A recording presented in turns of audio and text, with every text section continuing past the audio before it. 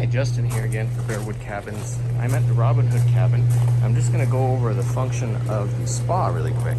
So to open it, you lift the cover from this side, fold it halfway over, and then pick up here and gently lift up, and it will tilt up and stay down like that.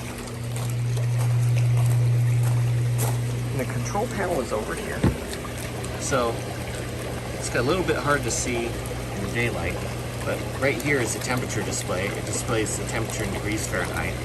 If you want to turn the temperature up, press it here, down, press it here. Now, it's important to note that the temperature won't change very fast. It actually takes about an hour to change 1 degree. It's a lot of water and it's not a huge heater. So think ahead. If it's too hot, you can always open the lid and let it cool off a little bit. If it's too cold, you might want to set it in the morning before you think you're going to use it, or when you first arrive.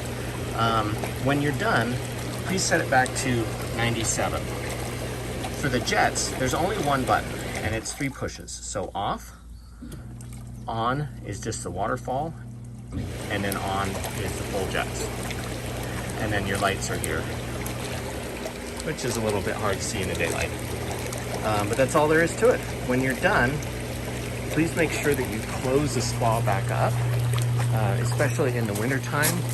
The spa will lose temperature very fast, and if there's snow on the ground, then the heater might not be able to keep up, and we can actually have an issue of ice in the spa, which can do a lot of damage to it. That's all there is. Thank you very much for watching.